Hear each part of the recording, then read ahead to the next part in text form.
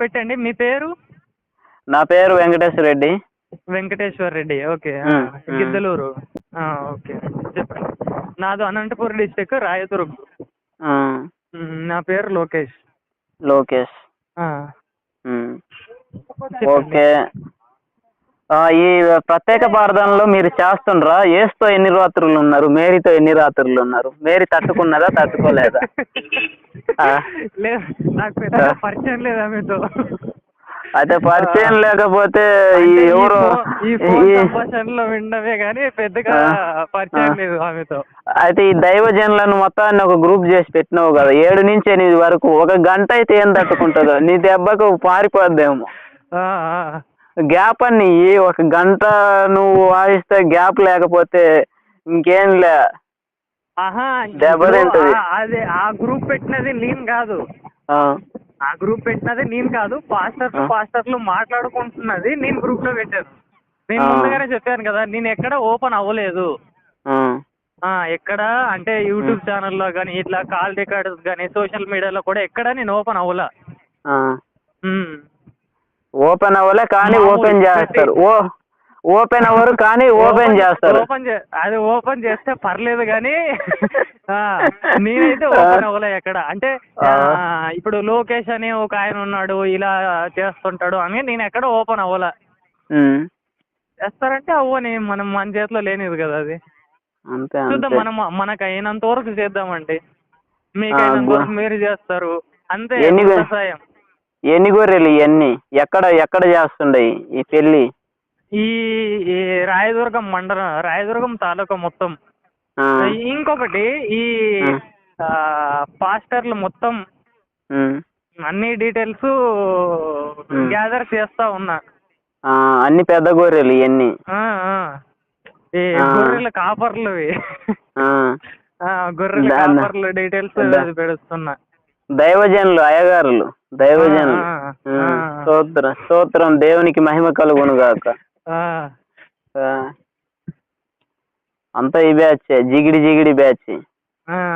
First అసలు వీళ్ళు ఏం చేస్తారు? శ్రీనివాస్ అన్నారు కదా మీ పేరు? నా పేరు ఇందా చెప్పిన వెంకటేశ్వర రెడ్డి.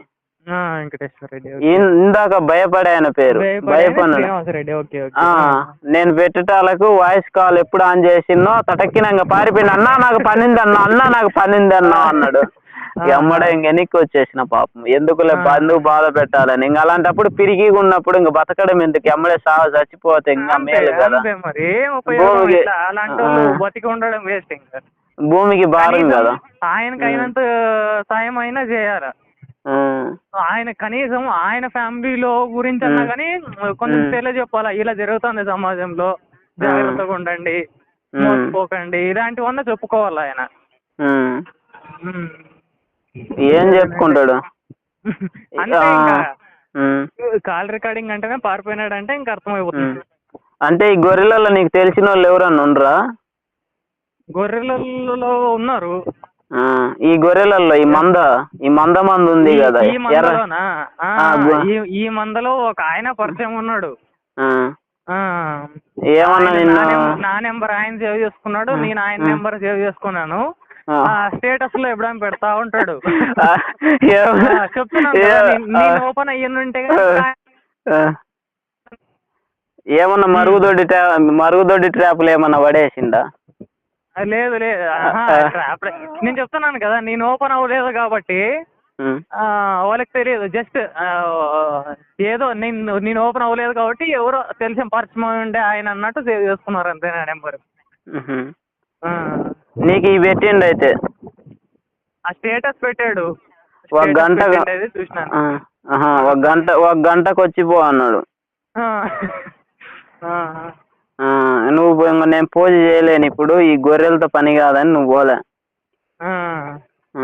ఏమన్నా నీ ఎక్స్పీరియన్స్ ఉందా? నువ్వు చర్చికి పోయినావా ఏమన్నా? నేను చర్చ్ అంటే ఈ మంచిగా దాని గురించి మొత్తం తెలుసుకున్న తర్వాత అయితే ఇంక అస్సలు పోలే. చిన్నప్పుడు మేబీ ఒక 3rd 4th ఏజ్ లో జస్ట్ ఇంకా అప్పుడు కొంచెం జ్ఞానం అంతే. ఉన్నప్పుడు ఇంట్లో సండే హాలిడే ఉంటది కదా, అయితే నువ్వు కూడా చర్చి బాధ్యత నువ్వైతే. లేదు లేదు, నేను బాధితుడు అయితే కాదు, కానీ నేను చెప్పేదేనండి, నేను బాధితుడు అయితే కాదు. 3rd 4th క్లాస్ లో మేబీ జస్ట్ అలా మెమరీస్. ఆ టైంలో ఇంట్లో ఊరికే సమ్మర్ హాలిడేస్ లో అప్పుడు ఎండలో ఊరికే ఆడుకుంటుంటారు కదా, సండే ఇంకెట్లా ఉంటదని వాళ్ళు గొర్రెలు వచ్చి పిలిచినారు, ఆంటీ ఆంటీ ఆంటీ నేను పిలిచిపోతాం ఆంటీ అని. వేటకు మా అమ్మని అడిగినారు. సరేలే వీళ్ళుండి ఊరికే గలాట్ చేస్తారు కదా అని చెప్పి పోయిరాపోండి అని చెప్పి పంపించింది మా అమ్మ నన్ను మా అక్కని. ఇంట్లో ఇద్దరు పోయినాము. స్టార్టింగ్ లోనేమో అది ఇది అంతా చెప్పుకుంటున్నారు, అది అట్లా ఇట్లా చెప్పండి. అంటే ఇప్పుడు సైన్స్ నేర్పించేకి, తర్వాత స్టోరీస్, అదే కలరింగ్ బుక్స్ చదివి అట్లా కలర్ చేసుకుంటుండండి. చిన్నపిల్లలు మొత్తం అట్లా పంపించేసినారు. ఏమన్నా నీకు ప్రార్థనలు చేపించిండ్రా? చిన్నపిల్లలు ఏ ప్రార్థనలు చేపించిండ్రు? అక్కడే ఉన్నారు. ఆ ప్రార్థనలన్నీ 7 గుర్త ప్రార్థనలన్నీ పెద్దోళ్ళతో చేయించింటారు. కళ్ళమ్మ నీళ్ళు వచ్చినాయా? లేదు లేదు, మమ్మల్ని పక్కకి వదిలేసినారు కదా, చిన్నపిల్లలు మేము, అసలు మనకి ఏం గుర్తుండదు ఆ ఏజ్ లో. ఏదో చెప్పినారు. అది ఒకటైతే ఆ గోడ మీద నుంచి ఒక ఆమెనో ఆయన్నో ఎవరినో తప్పించింటారు, అదొక్కటే గుర్తుంది. గోడ మీద నుంచి కిందికి దింపుతా ఉన్నట్టు తాడు పట్టుకొని కిందికి దింపుతా ఉంటారు, అదొకటి గుర్తుంది. ఇంకా అదంతా ఏదో స్టోరీ అంతా చెప్పేది అయిపోయిన తర్వాత ఒక 1/2 hour అయిపోయిన తర్వాత స్టోరీస్ అన్ని చెప్పేది అయిపోయింది. తర్వాత ఈ అదే బొమ్మల్లో స్కెచ్లు తీసుకొని డ్రాయింగ్ చేసుకొనేసి దాన్ని పెయింటింగ్ చేయడం, కొన్ని క్వశ్చన్స్ ఉంటాయి దానికి ఆన్సర్ చేయడం. ఏ క్వశ్చన్లు ఏ బొమ్మలకు రంగు వేసింది? ఆ ఏజ్ లో ఇంకేం గుర్తుంటదండి. ఇవే జీసస్కి సంబంధించి మొత్తం బైబిల్ కి సంబంధించింది తప్ప బయటికి ఎక్కడికి పోరు వాళ్ళు. ఆ బొమ్మలు గుర్తుకులేవా నీకు? అవే బొమ్మలే. ఇంకా జీసస్ బొమ్మ ఉంటది, మేరీ మా బొమ్మ ఉంటది. జీసస్ ఎలా ఉన్నాడు? మేరీ ఎలా ఉన్నది? గౌన్ ఉన్నదా, చీరతో ఉన్నదా, లేదంటే దేంతో? ఫేస్ మాత్రమే ఉంటది. ఇట్లా సగం వరకు మా పాస్పోర్ట్ ఎట్లా తీస్తారు చిన్నగా అట్లానే ఉంటది. అట్లా ఉన్నాయి బొమ్మలు. కింద లంగా అయితే లేదు, కింద గౌన్ ఫ్రాక్ గౌన్ ఉన్నది. ఇంకా ఇవే సందర్భాలు బట్టి అవే నదిని చీల్చేది అట్లాంటి బొమ్మలన్నీ ఉన్నాయి. నదిని 2గా విభజిస్తారు అన్నట్లు ఉంటది చూడండి, అట్లాంటి బొమ్మలు. ఈ గొర్రెని ఎత్తుకున్న యేసు బొమ్మ, అట్లాంటివి అన్ని బొమ్మలు. సిలువను మోసుకుంటూ వెళ్తున్న యేసుది, అట్లాంటి బొమ్మలన్నీ ఉండే పెయింట్ చేసుకునేది. తర్వాత చివర్లో ఆ బుక్ చివర్లో ఇంకొక క్వశ్చన్ ఉంది. ఆ క్వశ్చన్ వల్లనే నాకు ఈ ఏజ్ లో కూడా గుర్తుంది. అది లాస్ట్ పేజ్ లో కొన్ని క్వశ్చన్స్ ఉన్నాయి. అంటే జస్ట్ సిల్లీ క్వశ్చన్స్, అంటే చిన్నప్పుడు ఆ ఏజ్ లో ఇంకేం మాత్రం గుర్తుంటది, చిన్న క్వశ్చన్స్ అంతే. నీకు జీసస్ అంటే ఇష్టమా కాదా, నువ్వు ఇష్టపడతావా లేదా, జీసస్ వాళ్ళ అమ్మ పేరేమి, నాన్న పేరేమి అన్నట్టు చిన్న క్వశ్చన్లు ఉంటాయి. లాస్ట్ ఇంకా బుక్ మొత్తం అయిపోతుంది. ఇంకా లాస్ట్ లో నువ్వు యేసుని విశ్వసిస్తున్నావా లేదా, నమ్ముతున్నావా లేదా అన్నట్టు ఎస్ఆర్ నో టైప్ క్వశ్చన్స్. కింద అవును లేదు అని చెప్పి రాయాలి డాష్ లో. నేను ఫ్రాంక్ గా లేదు అని రాసినాను. అది కూడా పెన్సిల్ తో రాసిండేది, ఎందుకంటే అదే బుక్స్ మళ్ళా సండే స్కూల్లో వేరే వాళ్ళకి ఇవ్వాలి. అదే బుక్లు పెన్సిల్ తో రాసేది. అవి కూడా అది కూడా నేను వచ్చేటప్పుడు నేను రాసిండేవాడిని నేనే కొట్టేసి వచ్చినాను. అట్లనే అందరి పిల్లల చేత వాళ్ళందరూ రాసిండేవాడిని వాళ్ళ చేతనే కొట్టేపిచ్చి బుక్లన్నీ ఆడిపెట్టి వెనక్కి వచ్చిండేది. వాళ్ళు ఏం లేదు, జస్ట్ బ్రెయిన్ వాష్ చేయడం, 1 hour 2 hours బ్రెయిన్ వాష్ చేయడం పిల్లలకి. అట్లా ఒక చిన్న ఏజ్ లోనే ఒక విత్తనం వేసేస్తే అది పెరిగి పెద్ద అయ్యేతలకి అది ఒక పెద్ద వృక్షం అవుతుంది అనమాట. అట్లా చిన్న ఏజ్ లో ఉన్నప్పుడే విత్తనం వేసేద్దాం అని చెప్పి పిలుచుకొని పోతారు. తర్వాత ఇంకొకటి, నేను ఫ్రాంక్ గా లేదు అని చెప్పి రాశానా, నమ్మకం లేదు అని చెప్పి రాశాను. నమ్మకం ఉందా లేదా అని ఉంటే కనుక అక్కడ లేదు అని రాశాను. ఉంటారుగా ఈ గొర్రెలు, అంటే ఆడ వాలంటీర్ గా ఏం పని లేకోకుండా ఊరికే పిల్లల్ని చూసుకుంటాను నేను అన్నట్టు ఊరికే పోతా అంటారు కదా. ఆమె వచ్చి చూసి ఏమి ఇక్కడ లేదని రాసావు, నమ్మకం పెట్టుకోవాలి, నమ్మాలి, మనం వేసిన నమ్మాలి అన్నట్టుగా చెప్పింది. మళ్ళీ ఒక 2-3 నిమిషాలు చెప్పింది. నమ్మకం లేదని ఎందుకు రాసావు, నువ్వు ఉందని చెప్పి రాయాలి కదా అని చెప్పి నన్ను కన్విన్స్ చేసింది. మళ్ళా ముంగులో వాళ్ళు చెప్పేదే వాళ్ళ దండికి చెప్తారు, లోపల మనకు ఉండాలి కదా నమ్మాలని. లేదని ఉండేది, ఏముంది లేదనేది కొట్టేసి ఉంది అని చెప్పి రాశాను నేనే, అంతే. మళ్ళీ ఇంకా చివర్లో వచ్చేటప్పుడు అందరివి కొట్టేసేసి ఆ బుక్స్ ఆడి పెట్టేసి ఏంటంటే అంతా కొట్టేసి బుక్స్ ఆడి పెట్టేసి వెనక్కి వచ్చేసాము, అంతే. ఇప్పుడు అవన్నీ నీతో చేపించింది బ్రెయిన్ వాష్ చేయనీకి, అంటే నిన్ను ఆ చిన్నప్పుడే ఒక విత్తనం లాగా ఊరికే ప్రతిదీ కొంచెం తెలియజెప్తే మళ్ళీ ఎప్పుడో మళ్ళా తగిలినప్పుడు అంతా చాలా డెప్త్కి వెళ్ళిపోతారు. చిన్నప్పటి నుంచే ఏదైతే పడి ఉంటుందో లైఫ్ మొత్తం అది ఉంటది. క్రైస్తవ సైకోన్ చేయడానికి, అదే జాంబిల్లాగా మార్చేయడానికి ప్రతిరోజు ఒక కొత్త గొర్రెని కొరగడానికి బరగడానికి. నువ్వేమన్నా గొర్రె పిల్లని ఎత్తుకున్నావా? ఏసు గొర్రె పిల్లని ఎత్తుకున్నాడు కదా? లేదు, నాకు గాని మా ఫ్యామిలీలో గాని ఎవరు గొర్రె పిల్లలు అవ్వలేదు. నేను చిన్నగా ఉన్నప్పుడు కూడా ఎవరు లేరు కూడా. నేను చిన్నప్పుడు కూడా ఎవరు లేరు. మా ఇంటి చుట్టుపక్కల ఉండే 2 ఇంట్లు ఉండేవి. ఆ 2 ఇంట్లో మామూలు ఫ్రెండ్స్ ఆ ఏజ్ లో ఎవరైతే నేను ఊరికే కలిసి ఆడుకుంటా అంటాం కదా, అట్లా వాళ్ళు వచ్చి మా ఇంట్లో అడగడం, నేను వెళ్ళి చర్చికి వెళ్ళేసి ఒక రోజే, మళ్ళీ ఇంకా తర్వాత ఎప్పుడు పోలా. తర్వాత మీ అక్క గొర్రె అయిందా లేకపోతే బయటకు వచ్చిందా? అసలు అవ్వరు గొర్రె అవ్వరు. ఇవి చెప్తున్నా కదా, మా ఫ్యామిలీలో గానీ మా రిలేటివ్స్ లో కూడా ఎవరు అవ్వాల. వాళ్ళని ఏమని పిలిచేవాళ్ళు? వాళ్ళ పాస్టర్లను అయ్యగారా లేకపోతే? మా రిలేటివ్స్ లోనే కొంచెం దూర బంధువులు ఉన్నారు. పాస్టర్లను ఏమని పిలిచేవాళ్ళు అప్పుడు? అయ్యగారా లేకపోతే దైవజనులా లేకపోతే? పాస్టర్ గారు అని పిలుస్తారు, లేదంటే గనుక ఫాదర్ అని పిలుస్తారు. అంటే మీకు ఫాదర్ అంటే మీ నాన్న తర్వాత ఫాదరా నీకు? నేను చెప్తున్నాను కదా, నేను జస్ట్ ఒక రోజు పోయినాను. ఆ ఫాదర్ అని ఏమేమి పిలుస్తారని కూడా తెలియదు. ఈ ఏజ్ వచ్చిన తర్వాత అంటే కొంచెం జ్ఞానం వచ్చి దాని గురించి తెలుసుకుంటున్నప్పుడు. అంటే నీకు కొంచెమన్నా తెలియలేదా? అంటే నీకు ఆ వయసులో ఉన్నప్పుడు నాన్న అని పిలుస్తున్నా, నేను ఫాదర్ అని పిలుస్తున్నా కదా, ఈడెక్కడి ఫాదర్, ఈడు నాకేమన్నా రెండో ఫాదర్ అని. ఫాదర్ అవుతాడు అదే. ఇది నాకు మొన్న ఈ రాధా మనోహర్ దాస్ గారు ఉన్నారా, ఆయన ఒక వీడియోలో అన్నాడు అనమాట,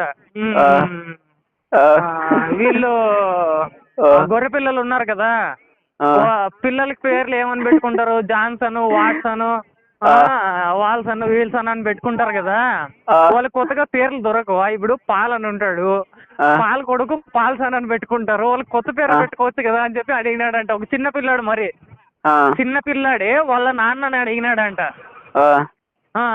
పాల్సన్ అని పెట్టినాడంటే పాల్ కొడుకు అనే కదా అర్థం, జాన్సన్ అంటే జాన్ కొడుకు అని అర్థం.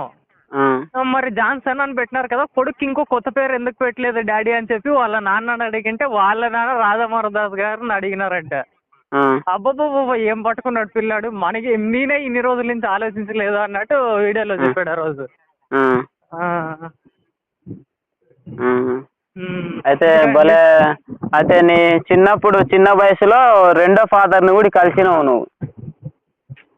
జస్ట్ ఊరికే పోవడం ఆ ఒక రోజే కదా, ఇంక రెండో ఫాదర్ అని పిలిచాలని కూడా తెలియదు ఇంకా అప్పుడు. అంటే నీకు ఆ డౌట్ రాలేదా? అనుమానము, డౌట్ ఏజ్ లో ఏం రాదండి, చిన్నప్పుడు కదా ఉన్నది. అదొక్క ఎక్స్పీరియన్సే నాకు, ఈ చర్చ్ తో గానీ చర్చ్ ఫాదర్ తో గానీ అదొక్క ఎక్స్పీరియన్సే. కానీ ఈ దీని గురించి దాంట్లో ఉన్న రొచ్చు మొత్తం తెలుసుకున్న తర్వాత వేరే ఎక్స్పీరియన్స్లు ఉన్నాయి. మా ఊరు నుంచి కొంచెం పొలిమేరల్లో కొత్తగా గవర్నమెంట్ ఇల్లు ఇస్తారు కదా, గవర్నమెంట్ ఇల్లు ఒక దాదాపు ఒక 100 నుంచి 150 ఇండ్లు ఉంటాయి. అక్కడ కొత్త కాపరి దైవజనుడు ఆ 100 ఇళ్ళకి కొత్త అయ్యగారు వస్తున్నారు అనమాట. అయ్యగారు అక్కడికి దారి వెంబడి వెళ్తా ఉంటే నా బైక్ లో కొంచెం లిఫ్ట్ అడిగినాడు ఆయన. నాకు తెలీదు ఆయన అయ్యగారు అని తెలీదు, ఆయన ఫాదర్ అని తెలీదు, ఆయన పాస్టర్ నాకేం తెలీదు. కాకపోతే కూర్చోయిన తర్వాత నిదానంగా బరగడానికి కొరకడానికి ట్రై చేశాడు అనమాట. జాంబీ కదా, జాంబీ అదే స్థలం మొత్తం ఎప్పుడు నన్ను కొరకడానికి ట్రై చేశాడు. సైకో క్రైస్తవ సైకో. వస్తుండండి చర్చ్ దగ్గరికి. మీరు ఇట్లే పోతున్నట్టే ఉన్నారే, ఎన్ని రోజుల నుంచి ఉంటున్నారు ఇక్కడ, మీరు ఇక్కడే ఉంటారా టౌన్ లో ఉంటారా అన్నట్టు నిదానం స్టార్ట్ చేసేసి చర్చ్ దగ్గరకు వస్తుండండి, మీకు మనసు ప్రశాంతంగా ఉంటది, మీకు ఏమి టెన్షన్లు ఉన్నా కానీ క్లియర్ అయిపోతాయి, మీరు చదువుకుంటున్నట్టు ఉన్నారు ఈ ఏజ్ లో, మీకు చదువులో కూడా బాగా రాణిస్తారు, చర్చికి వచ్చి పోతా అండి, సండే సండే వచ్చి పోండి అన్నట్టు బాగా మెల్లగా బరగడానికి స్టార్ట్ చేశాడు. నీకు అప్పుడు యేసు గురించి తెలియదు కదా నీకు అప్పుడు? రీసెంట్, ఇది రీసెంట్ గానే జరిగింది. ఇది వెరీ రీసెంట్, ఒక 2 years అయింటది అంతే. ఒక 2 years అయింటది. ఆయన నేర్చుకున్నాను ఇంక తర్వాత. నువ్వు అడగాల్సింది ఏం పని చేస్తారు మీరు అని అడిగినాను నేను ఊరికే విశ్వాసేమో అనుకున్నాను నేను ఫస్ట్ బరకడానికి ట్రై చేస్తే. లేదు, పెద్దయ్య గారేనంట ఆయన. పెద్దయ్య గారేనంట. ఏ ఊరు అని అడిగితే పక్కన వేరే ఏదో టౌన్ నుంచి వచ్చి ఈ ఊర్లో ఒక బ్రాంచ్ ఓపెన్ చేద్దామని చెప్పి ట్రై చేస్తున్నాడు. ఆయన ఊర్లో అప్పుడే ఒకటి ఉంది, ఇక్కడ సెకండ్ బ్రాంచ్ కోసం ట్రై చేస్తున్నాడు ఆయన, పెద్ద ఆయన. సెకండ్ నువ్వు అనాల్సింది చేస్తున్నాడు. ఇప్పుడు పరిచయమేనా ఆయన? లేదు, ఊరికే పోయి మాట్లాడిస్తే ఫోన్ నెంబర్ కానీ ఏం లేదు అయింది. ఊరికే పోయి మాట్లాడియాలి అంతే. ఇప్పుడు సండేస్ పెట్టుకుంటా ఉంటారు. అయ్యగారు స్తోత్రం అయ్యగారు మీరు అనాలి ఫస్ట్. ఏం తెలియని కాదు, ఆయనతో కొంచెం అలా మాట్లాడుతా ఉంటే నేను కొంచెం డెప్త్ గా పోతానే ఆయన డౌట్ వచ్చేసింది అప్పుడే ఆయనకి. మీరు ఏం పని చేస్తారు, ఇదే పనేనా ఇంక వేరే ఏమన్నా పని ఉంటదా అన్నట్టు అడిగినాను. అంటే పాస్టర్ పనేనా లేదా ఇంకా వేరే పని ఏమన్నా ఉంటుందా అని అడిగితే ఆయన ఏం లేదు, నాకు ఇది ఒకటే పని అని చెప్పాడు. ఫస్ట్ స్టార్టింగ్ లో ఇది ఒకటే పని అని చెప్పినాడు. మీకు ఇన్కమ్ ఎట్లా అని అడిగితే అప్పుడు మళ్ళా వ్యవసాయం చేస్తాను అని చెప్తున్నాడు. వ్యవసాయం చేస్తాను, వేరే బిజినెస్ కూడా ఉంది, ఇది సండేస్ లేదంటే ఎప్పుడో వారంలో 1-2 రోజులు ఉంటది పాస్టర్ గా పని, ఇంక మిగతా రోజుల్లో అంతా వ్యవసాయం చేసుకుంటాను, వేరే బిజినెస్లు ఉన్నాయి అన్నట్టు చెప్పాడు. ఇన్కమ్ ఎలా అని గుచ్చి అడుగుతా ఉంటే వేరే బిజినెస్లు ఉన్నాయి అన్నాడు. స్టార్టింగ్ లోనేమో మొత్తం ఇదే పని అని అన్నాడు. తర్వాత ఇంకా మరి వేరే బిజినెస్లు చేసుకుంటా ఉంటే ఇదెందుకు ఈ పని, ఇంకేం అవసరము, అదే పని చేసుకుంటే మీకు ఇన్కమ్ చాలా వచ్చేది కదా, మీ ఊరు నుంచి ఇక్కడికి రావడం మళ్ళీ ఇక్కడ కొత్తగా ఓపెన్ చేయడం ఇదంతా చాలా ఇబ్బంది కదా, మీ ఊర్లోనే చేసుకుంటా ఉంటున్నారు, ఈడు కొత్తగా పెడుతున్నారంటే ఈడు ఏందో ఉందనే కదా మీరు వస్తున్నారు అని చెప్పి అడిగాను. ఆయన ఏముండదు మీరు కానీ మనం ఇంకా ఇప్పుడు తీసుకుంటున్న హౌస్ అక్కడ ఒక హౌస్ తీసుకొని నిదానంగా స్టార్ట్ చేస్తారు అక్కడ. అలా ఇప్పుడు ఆ రెంట్ కట్టుకోవాలా నేను, వాటి నుంచి వీటికి పార్లడానికి ట్రావెల్ అలవెన్సెస్ అవన్నీ నేను ఎదురు ఖర్చు పెట్టుకునే చేస్తున్నాను, యేసు ప్రభు మీద నాకు నమ్మకం ఉండబట్టి చేస్తున్నాను, నేనే ఖర్చు పెట్టుకొని చేస్తున్నాను అన్నట్టు చెప్పాడు. చేయాల్సిన అవసరం ఏముంది అని అడిగితే ఖచ్చితంగా చేయాలి, నేను అంతగా నమ్ముతున్నాను ఆయన్ని అంటాడు. ఇన్కమ్ లేకుండా మీరు నాకు అవ్వట్లేదు, మీరు ఇన్కమ్ అంతగా ఉంటుంది అని చెప్పి నేనైతే అనుకోవట్లేదు, ఇప్పుడు వ్యవసాయం చేసే ప్రతి రైతు ఊరేసుకుని చచ్చిపోతున్నారు, అంతగా లాస్ అవుతున్నారు, మీరు చూస్తే ఎదురు ఖర్చు పెట్టుకొని చేస్తాను అంటున్నారు అంటే ఆయన లేదు అలా ఏం ఉండదు చేస్తాను అంటున్నాడు. మరి నిదానంగా పోతే ఇప్పుడు టెంపుల్లో పూజారులు కూడా ఉంటారు, వాళ్ళకి ఎలా వస్తుంది ఇన్కమ్ అంటే వాళ్ళు గుడిలో హుండీ ఉంటది, తర్వాత దక్షిణపల్లెంలో వేసిపోతారు అని చెప్పి ఆయనకు వచ్చేది అదొకటే ఉంటది అని చెప్పాను. అలాగే మాకు కూడా వస్తుంది అని చెప్పి మళ్ళీ యువతల నుంచి యువతలకు వచ్చాడు. ఫస్ట్ లో ఏమీ లేదన్నాడు, తర్వాత గుడిలో ఉన్న బ్రాహ్మణునికి పూజారికి ఎలా వస్తాయో మాకు కూడా అలానే వస్తాయి అని చెప్పాడు. అంటే మీకు ఎలా వస్తాయి, మీరేమైనా పెట్టింటారా బాక్సులు అని చెప్పి అడిగితే లేదు మేమేం బాక్సులు ఏం పెట్టాము అంటాడు. మేము బాక్సులు ఏం పెట్టాము అంటాడు. మరి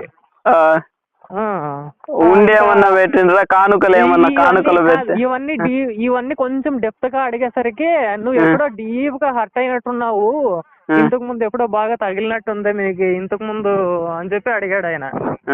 ఇంతకు ముందు ఎక్కడా తగలలేదు కానీ నీలాంటి వాళ్ళతో కొంచెం పరిచయం ఉంది. ఇంకా అప్పటికి చల్లబడి పోయినాడు ఆయన.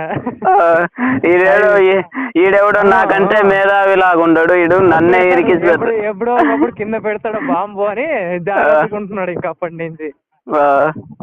ఇంకా స్టార్టింగ్ లోనే ఇప్పుడేమన్నా సంపాదించిపోయింటాడు బాగా గొర్రెలు. నీకు అర్థమైందా? వాళ్ళ స్ట్రాటజీ ఏంటంటే అక్కడ ఆదాయం ఎక్కువైనప్పుడు ఇంకో సాటికి వస్తారు, ఇంకో సాటికి వచ్చి ఆదాయం అంతా వీళ్ళకి ఇచ్చినట్టు ప్రార్థన చేసినట్టు చేసి ఇక్కడ నుంచి మళ్ళీ దొబ్బుతాడు ఆదాయం. మళ్ళీ ఇక్కడ సెకండ్ బ్రాంచ్ స్టార్ట్ అవుతుంది. ఫస్ట్ పెట్టుబడి పెడతారు, తర్వాత దున్నడం స్టార్ట్ చేస్తారు. అలా దోసుకుంటారు. అదే ఇంకా ఇక్కడ నుంచి వచ్చేదే కాకుండా ఫారిన్ ఫండ్స్ కూడా వస్తాయి వాళ్ళకి. చాలా ఉంటది. ఫారిన్ ఫండ్స్ ఉంటాయి, వాడుకుంటారు మంచి మంచి వాళ్ళను. వాడుకోవడం అంటే ఇంకా ఇవే బొక్కలు కూడా సీలింగ్ బొక్కలు రిపేర్ చేస్తుంటారు. సీలింగ్ బొక్కలు ఈ పాస్టర్లు ఉంటాయి కదా, బొక్కలు తెలుసు కదా, బొక్కలు పూడుస్తా ఉంటారు. సీలింగ్ బొక్కలన్నీ ఓపెన్ చేస్తుంటారు. అలాంటి గొర్రెలు ఈ మేధావి గొర్రెలు. ఎక్కడెక్కడ గొర్రెలు బయటపడుతుండయి. అదే ఇంత జరిగింది నీ లైఫ్ లో గొర్రెల గురించి.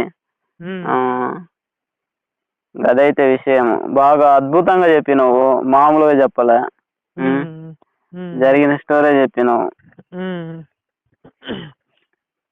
ఇంకంతే నా స్టోరీ. ఇంకా అదే అక్కడక్కడ జరుగుతుంటే మామూలు గుర్తుకొచ్చాను. అదే గుర్తుకొచ్చే చెప్పాను. ఈయన క్రైస్తవ బాధిత సంఘం అని చెప్పి యూట్యూబ్ ఛానల్ ఉంది, చూసారా? రాధా మనోహర్ దాస్ తెలుసు కదా, ఆయన తోటి కూడా మేము 2 నెలలు ట్రావెలింగ్ చేస్తుంటాం. ఓకే, నీకు అర్థమైందా? అప్పుడప్పుడు ఆయనతో ట్రావెలింగ్ చేస్తుంటాం. మేము కూడా రాధా మనోహర్ దాస్ స్వామి తోటి తిరిగిన వాళ్ళం, గురువు గారితో. ఏంటంటే స్వామి గారిది మాట్లాడతావా? ఇచ్చేనా? ఇచ్చే. ఆయన వర్క్ లో ఆయన ఉంటాడు, ఊరికే డిస్టర్బ్ ఎందుకు చేయడం. కాకపోతే నెంబర్ సేవ్ చేసుకుంటే నేను ఎప్పుడైనా ఇంపార్టెంట్ ఏమైనా డౌట్స్ వచ్చినప్పుడు, ఎప్పుడైనా మాట్లాడాలనిపించినప్పుడు చేయడానికి నెంబర్ సెండ్ చేసి ఉండండి, సేవ్ చేసుకుంటా అంతే. టైమా? టైము ఇప్పుడు నీకు నెంబర్ చెప్పాలి. నెంబర్ వాట్సాప్ చేయండి. ఇప్పుడు వాట్సాప్ నెంబర్ ఉంది కదా, ఈ నెంబర్ వాట్సాప్ లో ఉంటది కదా. కానుకలు ఏమన్నా ఇయ్యలే నీ చిన్నప్పుడు ఈ మధ్య వాళ్ళ గొర్రెలకు? లేదు. మనకు అసలు ఆ వైపు టచ్ లేదు. జస్ట్ ఒకసారి ఎవరో ఇంటి పక్కన ఫ్రెండ్స్ పిలుస్తారు. మీ ఫ్రెండ్స్ ఎవరన్నా గొర్రెలు లేరా? ఇంకొకటి సందర్భం చెప్తాను నీకు. నేను డిగ్రీ ఫ్రెండ్ ఒకడు, పేరు రఫీ. అంటే మీకు అర్థమైపోతుంది ముస్లిం. పంది ముస్లిం అని నీకు అర్థమైపోతుంది. పేరు రఫీ. నేను డిగ్రీలో ఉన్నప్పుడేమో, ఇప్పుడు రఫీ అంటే ఇంకా ఆలోచన ఉండదు, ముస్లిం లాగా ఉంటాడు అని. ముస్లిం లాగా ఉంటాడు అని చెప్పి ఇంక క్లారిటీ ఏం ఉండదు, ఇంకేం డౌట్ వచ్చాక ఏం ఉండదు ఇంక అక్కడ. డిగ్రీ అయిపోయిన తర్వాత ఇలానే వాట్సాప్ స్టేటస్ లోనే జీసస్ గురించి పెట్టాడు. నాకు ఎక్కడో తేడా కొట్టింది. పేరు చూస్తే రఫీ, ఈడు ఏందో పెట్టాడు ఈడ అనుకుంటే, ఏమోలే క్రిస్మస్ కోసం కదా అని చెప్పి నేను ఊరికే విషెస్ అన్న పెట్టింటాడులే అనుకుని ఊరికైనా. జంప్ అయి గొర్రె అయినాడని నాకు తెలియదు కదా. నేను రిప్లై పెట్టినా, నేను కూడా రిప్లై పెట్టాడు, విష్ చేసినందుకు ధన్యవాదాలు అని చెప్పి ఊరికే అట్లా కొంచెం కింద జాయిన్ చేసేసి. ఇంకొకటి, ముస్లిమ్స్ ఎవరు వేరే వాళ్ళకి విష్ చేయకూడదు అని చెప్పి వాళ్ళ మసీద్ లో చెప్తా ఉంటారు. అలా వీడు ఏమన్నా అలా డౌట్ వచ్చి ఇంకొంచెం డెప్త్ గా పోయి అడిగితే వీడు జంప్ అయినాడని చెప్పి అర్థమైంది నాకు. జీసస్ గురించి కాకుండా ఈ శాంటా క్లారస్ గురించి పెట్టినాడు స్టేటస్. శాంటా గురించి పెట్టింటే అని అడిగిన, ఇప్పుడు అక్కడ క్రిస్మస్ తాత ఉన్నాడు కదా, ఎర్ర బట్టలు వేసుకుని వచ్చినాడు, ఆ తాత బైబుల్ అనే బుక్ లో ఎక్కడ ఉంటది ఆ క్యారెక్టర్ అని చెప్పి అడిగినాను. నాకు తెలియదు అన్నాడు. మరి ఎవరు ఆయన బైబిల్లో లేకపోతే నువ్వెందుకు చెప్తున్నావు ఇప్పుడు క్రిస్మస్ గురించి? ఆయన ఎందుకు వస్తాడు మధ్యలో? బైబిల్లో లేడు ఆయన, మరి నువ్వెందుకు చెప్తున్నావు? ఇప్పుడు జరుగుతుండేదేమో క్రిస్మస్, క్రిస్టియానిటీది. శాంటా క్లాస్ ఎందుకు వచ్చినాడు మధ్యలో? శాంటా అనే పేరన్నా చూపి బైబిల్లో అని చెప్పి అడిగినాను. కరెక్ట్. క్రిస్మస్ క్రిస్మస్ కిస్మస్ కిస్మిస్ కిస్మిస్ అది yes you are correct answer. కిస్మిస్ అదే కదా జరిగేది. ట్రీకి గానీ, క్రిస్మస్ ట్రీకి గానీ, జీసస్ క్రైస్ట్ కి గానీ, క్రిస్టియానిటీకి గానీ, ఇంకా ఎవరు ఈ శాంటా క్లారస్ గానీ ఒకరికి ఇంకొకరికి సంబంధమే ఉండదు. ఇవన్నీ కలిపి గొర్రెల్ని ఇంకా గొర్రెల్ని చేస్తున్నారు. ఆ శాంటా గురించి అడిగితే వాడి దగ్గర ఆన్సర్ లేదు. నువ్వు నీకు తెలియనట్టుంది, మీ పాస్టర్ నన్న అడిగి చెప్పు నాకు తర్వాత అని చెప్పి ఇంక వదిలేసాను ఆయన్ని. మన దేశాన్ని రక్షించుకోవాలంటే మనం ఏమేం చేయాలి? మన దేశాన్ని రక్షించుకోవాలంటే మనకైనంత వరకు మనం కాపాడుకోవాలి. మొత్తం దేశాన్ని మనం ఒక్కటే కాపాడుకోలేం కాబట్టి మనకి మన రేంజ్ లో ఎవరైతే మన బంధువులు, మన ఫ్రెండ్స్, ఇలా ఎవరైతే మీరు కొత్తగా పరిచయం అయినారు మీలాంటి వాళ్ళు, ఇలా తెలిసిన వాళ్ళందరినీ జస్ట్ అలా చెప్పడం, మంచి విషయాలు చెప్పడం, ఇలా ఉంటది మొత్తం చెప్పడం, అందరినీ జాగ్రత్తగా చూసుకోవడం అంతే. అలా ఎవరికి తోచినంత సాయం వాళ్ళు చేసుకుంటూ ఉంటే అందరూ జాగ్రత్త పడిపోతారు. ఇప్పుడు లేదు కదా జాగ్రత్తగా, జనాలేమో కంటన్లే, ఒకరినో ఇద్దరినో కంటుండ్రు, జాగ్రత్తలో లేరు. వాళ్ళేమో పందులు కన్నట్టు కనేస్తుండ్రు పందులు. ఈ గొర్రెలేమో బుర్రలు లేకుండా సైకోల్ లాగా, పిచ్చి సైకోల్ లాగా గొర్రెల్ని కొరకుతున్నాయి పోయి, పిచ్చి సైకోల్ లాగా తిరుగుతుండ్రు గొర్రెలు. గొర్రెలేమో వేరే కొత్త గొర్రెల కోసం వేట మొదలు పెట్టి కొరకుతాయి. పందులేమో పిల్లల్ని తినేస్తాయి. వీళ్ళ నుంచి మన హిందువులు మాత్రం కళ్ళకి గంతలు పట్టుకొని, అదేదో స్టోరీ ఉంది ఎక్కడో విన్నాను, రాధా స్టోరీ రెండు విషయాలు చెప్పు. అది కూడా విన్నలే. అది కొట్టం తగలబడితే అన్న పండుకొని ఉంటే ఇటుపక్క తిరిగి పండుకుంటాడు, ఇటుపక్క తిరిగి పండుకుంటే ఇద్దరు కాలిపోతారు. అదే కదా జరిగేది. కానీ వచ్చేసి మనం 2 పాయింట్లలో చెప్పు బెన్న, 2 పాయింట్లు. నువ్వు గొర్రెల గురించి చాలా చెప్పినావు, 28 నిమిషాలు చెప్పినావు. 2 పాయింట్లు తటక్కిని చెప్పాలి. ఈ గొర్రెలను పందులను ఏం చేస్తే మన దేశం రక్షించబడుతుంది? ఏం చేస్తే రక్షించబడుతుందా?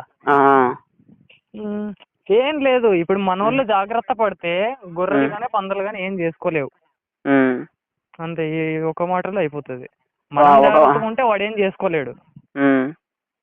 అందరినీ మనం జాగ్రత్త చేయాలి. మన వాళ్ళు జాగ్రత్త ఉంటే కనుక ఇంకో కొత్తగా గొర్రెలు కానీ కొత్తగా పందులు కానీ ఏం చేసుకోలేవు. ఏ విధంగా జాగ్రత్తగా ఉంటే మనము రక్షించబడతాం? 2వ పాయింట్, హిందుత్వం గురించి తెలుసుకోవాలి, మంచి మానవత్వంతో బతకాలి.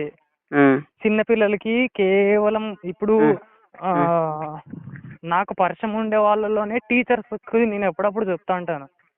మ్యాథ్స్ టీచర్ ఒక ఆయన్ని, ఇంగ్లీష్ టీచర్ ఒక ఆయన్ని అడిగితే ఆయన మాకు స్కూల్స్ లోన అట్లా చెప్పేకి విడిచారు. ఆ స్కూల్లో అంటే హెడ్ మాస్టర్స్ గానీ డిపార్ట్మెంట్ హెడ్స్ గానీ ఉంటారు కదా, వాళ్ళు అలౌ చేయరు అంటారు. ఇంకొక ఆయన ఏమో అది అసలు చెప్పకూడదు, బుక్ లో ఏముండదు అదే నేర్పించుకునే వస్తారు కాబట్టి స్కూళ్ళకి మనం ఏమి బయట విషయాలు ఏమి చెప్పకూడదు అంటారు. ఇంకొక ఆయన హిందుత్వం గురించి నేర్పించండి, నీతి కథలు నేర్పించండి, ఉత్త బుక్ లోదే నేర్పిస్తే వాడు ఏం చేస్తున్నాడు? తల్లిదండ్రులను ఎత్తుకొని పోయి ఇక్కడ అనాథాశ్రమంలో వదిలేస్తున్నారు. ఇప్పుడు ఎన్ని అనాథాశ్రమాలు పెరుగుతున్నాయి. నీతి కథలు అమ్మ నాన్నల గురించి చెప్పండి. దేవుణ్ణి కాదు, దేవుని కంటే ఎక్కువ అమ్మ నాన్నని ప్రేమించండి, వాళ్ళని దేవుని కథలు చూడండి, ఇట్లాంటివన్నీ నీతి కథలు నేర్పించండి అని చెప్తే వాళ్ళు ఏం పట్టించుకోరు అనమాట టీచర్లే. మరి 2వ పాయింట్ నీ అభిప్రాయం ప్రకారము వచ్చేసి మన హిందూ ధర్మం గురించి కథలు, తల్లిదండ్రుల గురించి, చేసే పనుల గురించి చిన్నప్పుడే నేర్పించాలి అందరికి, నేర్పించాలి. ఇంకా 3వ పాయింట్ ఏం చెప్తావు? 3వ పాయింట్ లాస్ట్ పాయింట్, ఫైనల్. ఇది Last ఇదే point ఏమంటే నాకు చట్ట మన గ్రంథాలు వేదాలు ఉపనిషత్తులు ఈ ఏవైతే గ్రంథాలు వీటి వల్ల విశ్వవిద్యాలయం ఉన్న వీటి వల్ల మన దేశం రక్షించబడదు నువ్వనే వాటి వల్ల చట్టాల గురించి మూడో పాయింట్ రక్షించబడదు కానీ మూడో పాయింట్ బతకాలంటే ఇవి అవసరం.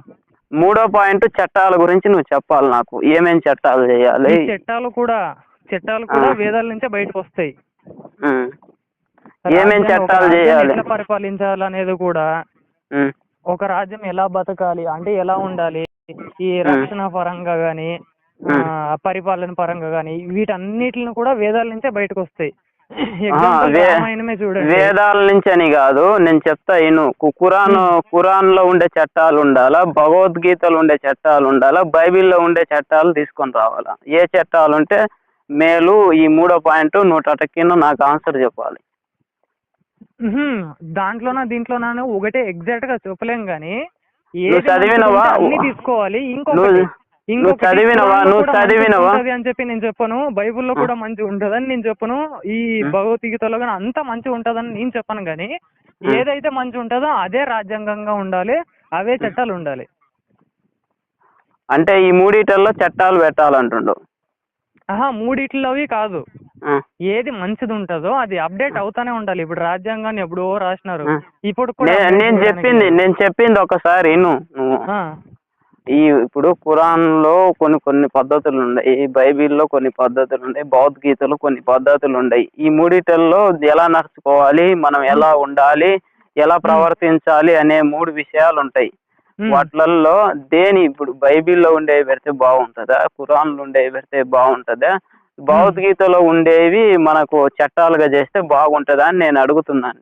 ఓకే, ఇప్పుడు 3 ఉన్నాయి కదా. ఫస్ట్ ఒకటి బైబిల్ తీసుకుంటే 10 కమాండ్మెంట్స్ అని డైరెక్ట్ కమాండ్మెంట్స్, డైరెక్ట్ ఇవే రూల్స్, ఇవే పాటించాలి మీరు. ఖురాన్ లోనేమో డైరెక్ట్ అవే, ఇంక దానికి మార్చేయలేదు, ఏం చేసేయలేదు అన్నాడు, శాసనాల లాగా రూల్స్ అంతే.